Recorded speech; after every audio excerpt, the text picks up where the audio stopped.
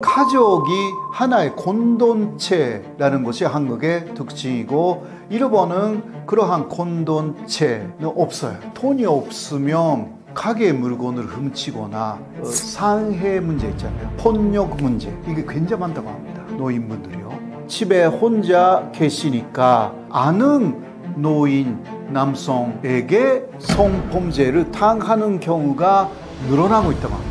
교무소에 들어가기 위해서 범죄를 일으킨다. 일본 노인들을 보면서 한국의 노인분들이 또 대비해야 되는 문제가 뭐냐.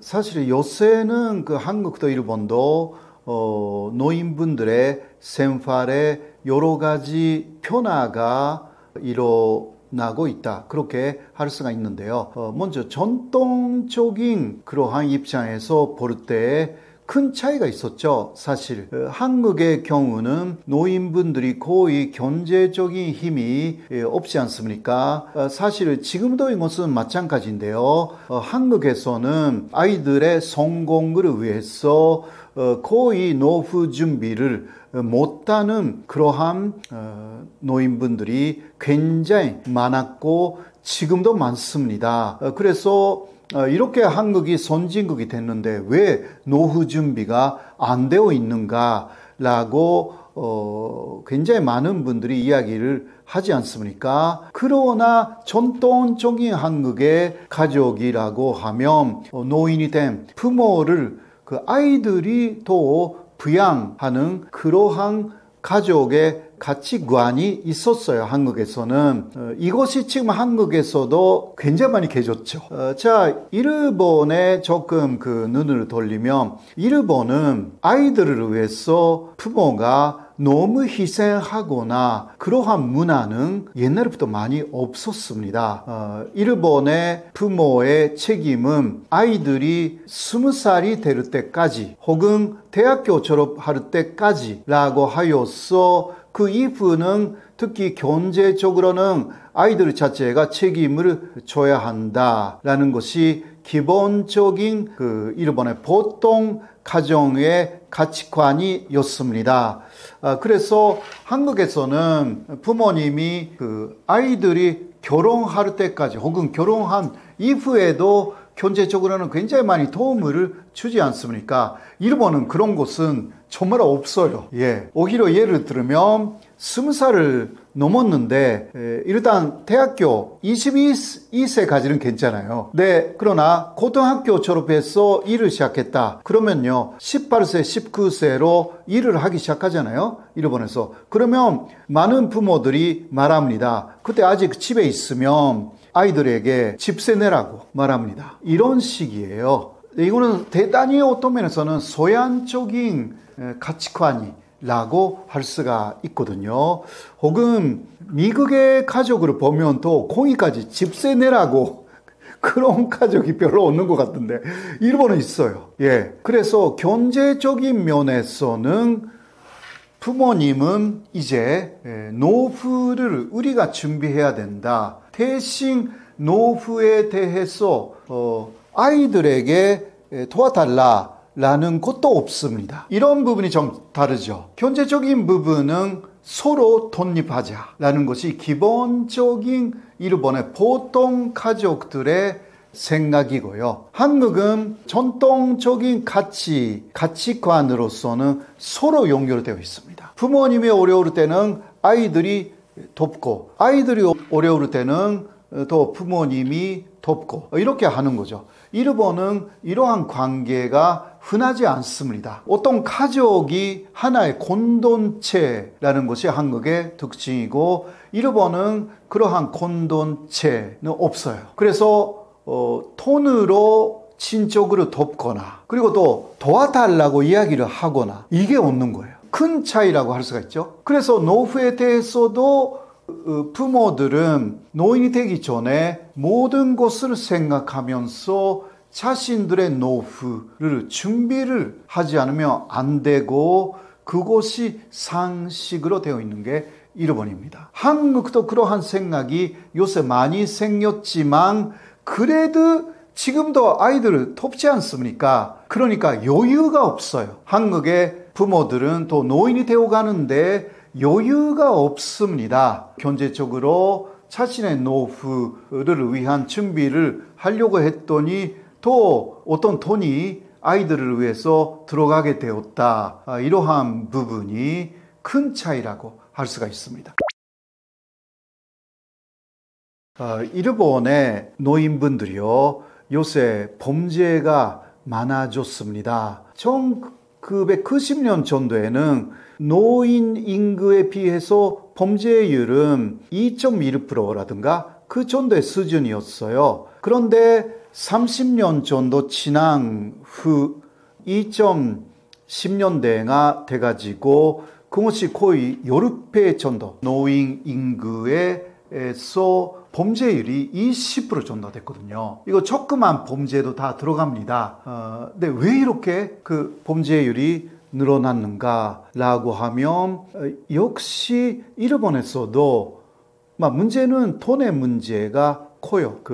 일본에서 가족에게 손을 벌릴 수가 없기 때문에 그래서 돈이 없으면 가게 물건을 훔치거나 이게 굉장히 많다고 합니다. 노인분들이요. 그러니까 노인이라고 하면 65세 이상이라고 생각하시면 돼요. 그런데 65세 이상의 고령자가 그러한 절도범이잖아요. 절도범의 퍼센테이지가 여러 연령층에서 가장 높아요. 일본에서. 이게 문제인 거예요. 또 그 다음은 여러 가지 감정적으로 화가 나가지고 상해 문제 있잖아요. 폭력 문제. 이것도 요새 상당히 노인분들의 범죄율이 증가하고 있다. 이런 통계가 나옵니다. 이게 일본의 특징이고 또 이런 것도 가끔 보도가 되는데요. 교도소에 들어가거나 형무소에 들어가기 위해서 범죄를 일으킨다. 왜냐하면 거기 들어가면 밥도 먹을 수가 있고 규칙적인 생활도 할 수가 있고 이게 혼자 사는 노인들이 많으니까 일본에서. 한국에서도 요새 늘어나고 있잖아요. 그러나 일본은 훨씬 이전부터 독거 노인들이 많았어요. 그런데 혼자 살기에는 돈도 없고 그러니까 어떤 가게 물건을 훔치면 그것도 일부러 들키게 그냥 훔치는 거예요. 그러면 잡혀가지고 X가 많으면 이게 교도소 갑니다. 며칠간이라고 해도요. 그런데 며칠간은 안에서 그냥 어떤 면에서는 편하게 그분들이 혼자 사는 것보다 훨씬 편하게 살 수가 있다. 이런 게 있는 것입니다. 그게 일본에서의 약간 특이 현상이라고 할 수가 있고요. 그래서 일본에서는 특히 경제적인 어려움이 많아서 범죄를 일으키는 노인분들이 늘어나지 않도록 여러 지원센터가 마련이 되어 있어가지고요. 그런 지원센터 사람들이 그러한 위험성이 있는 노인들을 마을마다 좀 관리하는 시스템, 이런 것을 마련하고 있는 지자체가 꽤 있는 것입니다. 한국의 경우는요, 노인분들이 많은 데가 시골이잖아요. 일본도 마찬가지지만 요새 한국의 노인분들의 특징은요, 시골에 가면 노인밖에 없다라는 이러한 시골이 굉장히 많아지고 있습니다. 그래서 일본하고 노인 범죄의 유형이 좀 달라요. 어떻게 다르냐? 일본은 노인들이 또 돈 때문에 범죄를 많이 일으키는데 한국은 그것이 많지 않다고 합니다. 아무래도 한국은 지금도 먹고 살기에 어렵다고 하면 역시 이웃집에 가서 얻어먹을 수도 있는 그러한 사회이기도 해요. 아직 한국은요. 그러니까 그런 부분은 범죄화가 되기가 어렵다. 어떤 면에서는. 네, 요새 한국에서 굉장히 문제가 되어 있는 것은 독거노인 그리고 70대, 80대가 되어도 여성들이 굉장히 범죄에 노출되어 있다라는 이야기가 많이 화제가 됩니다. 그것도 성범죄입니다. 나이가 많으신 분들인데 그러나 집에 혼자 계시니까 또 그 지옥에 있는 그 아는 노인 남성에게 성범죄를 당하는 경우가 늘어나고 있다고 합니다. 이거는 일본에서는 물론 있을 수도 있지만 거의 뉴스화가 되어 있지 않는 부분이고요. 일본은 오로지 훔치는 그러한 범죄, 한국은 좀 다른 성적인 범죄의 유형이 많이 뉴스화가 되어 있는 사실이 있습니다. 이런 부분은 사실 생명의 위험도 있기 때문에 굉장히 잘 관리를 해야 되는 내용이 아닐까. 시골에 가면 이러한治安에 관한 인프라가 한국에서는 부족한 그러한 지자체에도 꽤 있다고 합니다. 그거는 일본도 마찬가지지만요. 양쪽에서 어떤 면에서는 한일 관계에서 비슷한 부분은 이러한 부분이죠. 지방에 가면 빈집도 많고 또 집에 누군가 살고 있다고 해도 나이 많은 고령층이 살고 있다. 한국과 일본이 굉장히 비슷합니다. 이런 부분 어떻게 해결하면 되는지라는 부분은 한일 간에서 협력이 충분히 가능하다라고 저는 생각합니다. 일본 노인들을 보면서 한국의 노인분들이 또 대비해야 되는 문제가 뭐냐. 그것은요, 아무래도 일본은 경제적으로 도와주지 않는다 이거잖아요. 근데 한국도 그런 사회가 점점 되어가고 있다라는 것입니다. 그러나 특히 그거는 그 도시에서 현저하게 나와 있는 현상이지만 한국은 아직은 시골에 가면 서로 도와요. 여러 면에서. 네, 그런 부분은 있다 하더라도 그래도 점점 역시 일본을 닮아갈 수밖에 없는 부분은 개인주의적인 그러한 가치관이 많이 닮아갈 수가 있다는 부분인데요. 그래도 한국의 시골은 그렇게 서로 돕지 않는 사회가 되기까지는 시간이 많이 걸릴 것 같습니다. 그래도 조금씩 그러한 가능성이 있기 때문에 아무래도 일본을 보면서 도둑들의 문제잖아요. 이거는 사실 노인분들이 그 돈이 없어서 가게의 물건을 훔친다. 다른 집에 들어가서 뭔가 훔친다라는 것은 일본은 또 노인분들이 그렇게 하지 않아요.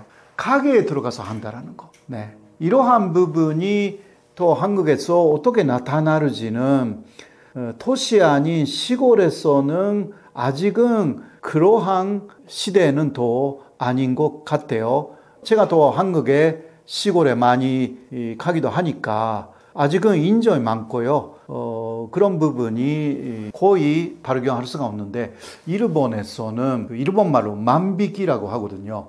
그러한 가게에 있는 물건을 그냥 비밀리에 가져가는 거. 이게 그 일본 노인분들이 굉장히 많이 하는 거예요. 이렇게 되지 않을 것으로 저는 한국에서는 믿고 있습니다. 여러분 오늘도 더 먹여주는 TV에서 불러주셔가지고 여러 가지 일본 쪽의 이야기 또 한류 이야기도 할 수 있어서 아주 좋았습니다. 독도 이야기도 했고요. 또 홍보해도 된다고 하니까 제 호사카 유지 TV라고 있습니다. 제가 여러 그 유튜브 채널에서도 그 이야기하고 있습니다만은 그러나 제 기본적인 채널은 호사카 유지 TV입니다. 거기 아직은 15만 명 정도밖에 없습니다. 그래서 많이 들어와 주셔가지고요. 구독, 좋아요 잘 부탁드리겠습니다. 오늘도 대단히 고맙습니다. 앞으로 다시 뵐 수 있게 기대하고 있습니다. 감사합니다.